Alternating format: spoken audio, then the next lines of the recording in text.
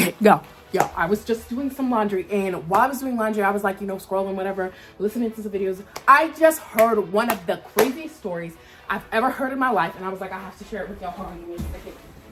Give me a second. Don't pay no attention to that. Let's get into it. So right off the bat, we're starting off with one of the craziest stories that I've ever heard. A story of trust and then immediate betrayal with a twist. The betrayer becomes the betrayed, the betrayee, if you will.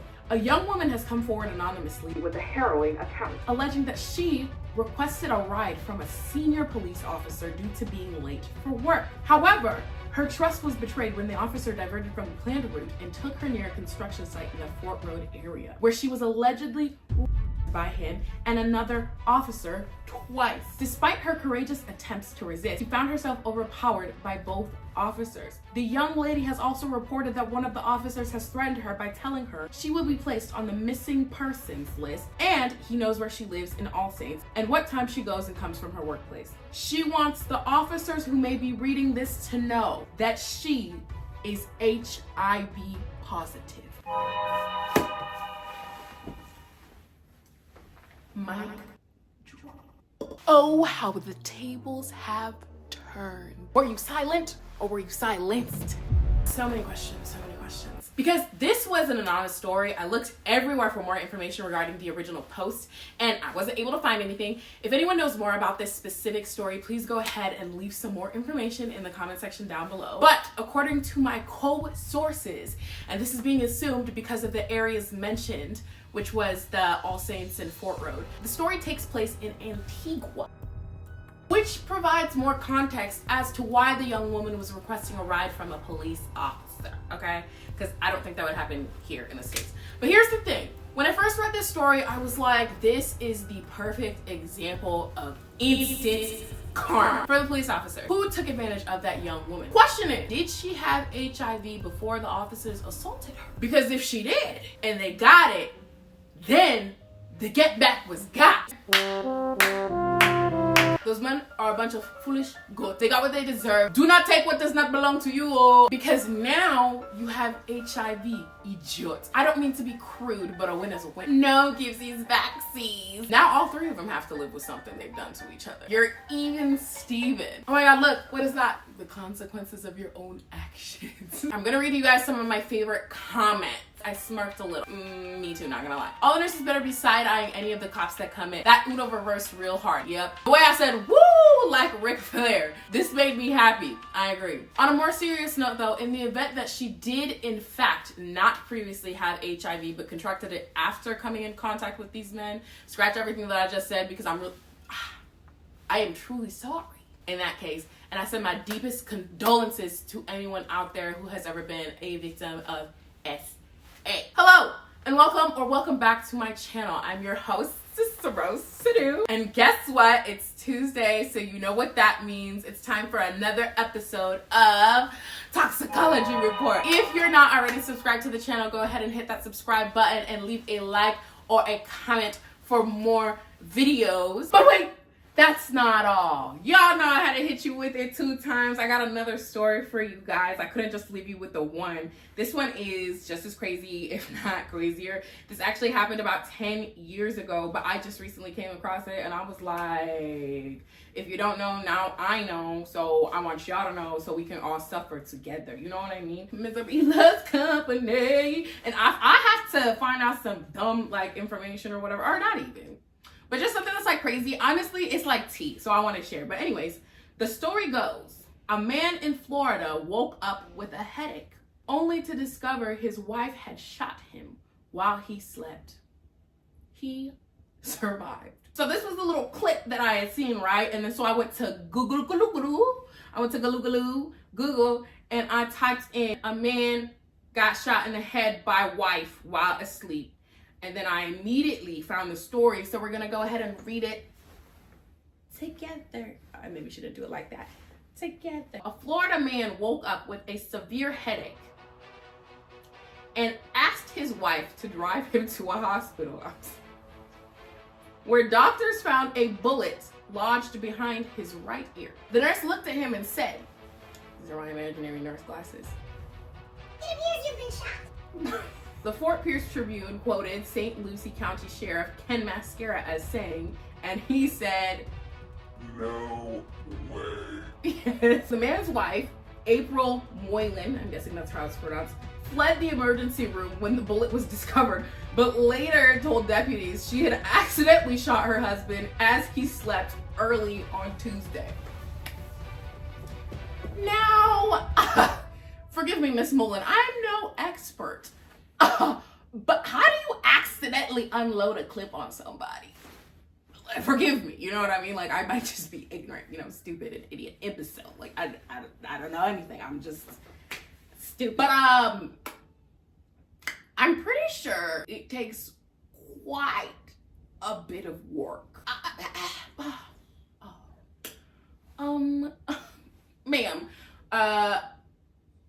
the sense is not sensing, okay? I don't understand how you can shoot somebody on accident, especially like in the head. Like, how does that happen? Do you care to explain? Do you want to talk about it, babes? Because like that's pretty wild. That sounds crazy. I don't know. Maybe it's just me. I don't get how you could shoot somebody on accident. So she was jailed on a weapons violation charge while deputies pursued additional charges. The husband, 45-year-old Michael Mullen, woke up with a head pain so severe he suspected he was having an aneurysm. No, it wasn't an aneurysm. He'd been shot, my dude, by April. Oh, April. She's so crazy. She's so silly.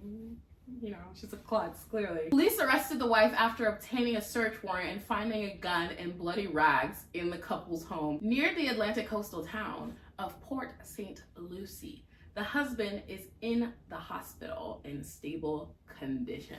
Okay, so that's what I got about the first story. I'm gonna go ahead now and Google Michael Moylan today.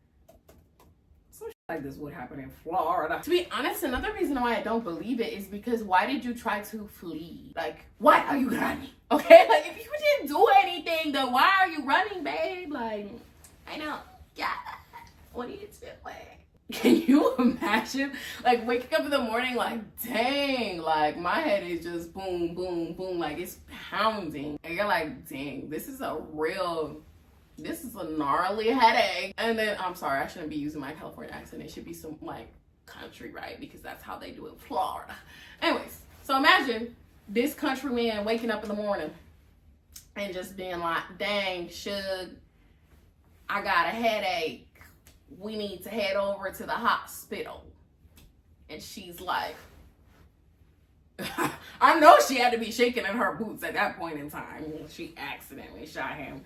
And then getting to the hospital. First of all, the nurse who, listen, y'all try to, the nurse who delivered that information. Could you imagine? You just been shot and somebody's looking at you and they go, "It appears you've been shot." Yeah. Yeah, clip straight to the dome. Yeah. And you're just like, no way. I don't even believe that this was a real conversation at this point. There's no way.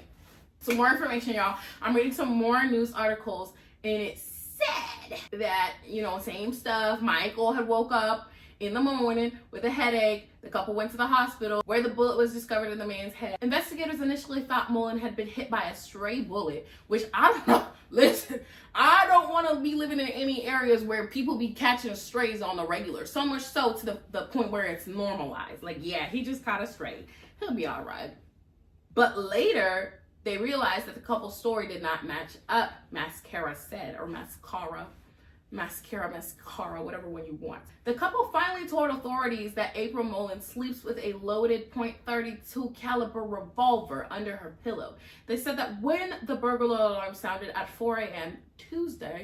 on a Tuesday, she grabbed the gun and accidentally discharged, shooting her husband in the head just behind his ear. So Mascara said the couple told authorities they couldn't simply call 911 because both are convicted felons and not allowed to own a gun. So they concocted the headache story. April had previously been convicted of sale and delivery of cocaine, okay, that white snow, in Palm Beach County. Her husband's criminal record was not immediately available. So they said that the wound was not considered life-threatening.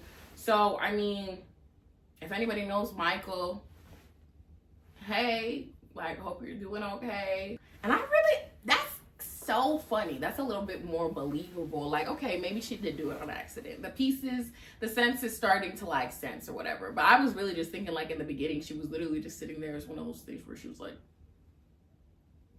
it's 4 a.m. and my lover won't answer. He's probably somewhere with a dancer. Sleeping champagne while I'm in his bed. Whoa. It's 4 a.m. and I think I might lose it. This motherfucker thinking I'm stupid. He must have bumped his head. He didn't bump his head, you shot him in the head. It's really not funny.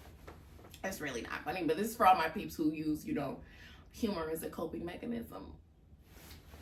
Yeah. Right there with you. But anyways, y'all, that's all the tea that I have for today's video. If you like these videos and want to see more videos, then don't forget to like and subscribe, but also tune in next time for more videos. Also, please, y'all, come with the tea. Like, I have an email down below so you can send the crazy stories, toxic, all that stuff. Anything that you hear and you're like, ooh, girl, like, this is what's going on in the world today, and you want to share, you know what I'm saying, with our little community, go ahead and send those stories to that email. But anyways, that's all I have for today's video. I love you. This was another episode of Toxicology Report. It's Toxic Tuesdays. Your host, Sorose to Do, signing out. This is your daily reminder to get up, okay? Get active. Go outside, touch some grass, fold your laundry. If you got that thing that God gave you, hey, don't leave me around, man. It's summer. Go get them toes done, okay? You know what they say, what is it? Toes out, hose out. You know what I'm saying? My shit ain't out. They stay in socks and sandals. Oh, jeez. Okay, anyways, thank you. Love you. Thank you, man. Thank you. Y'all, I almost forgot. That Fanita drama.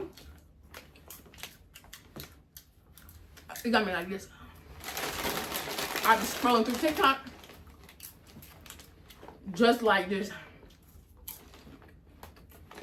Let me know what your thoughts are about that. What y'all think about what's going on with the whole Fanita situation. Because I'm like, child, there's so many videos being made from Fanita. Then there's that little white boy.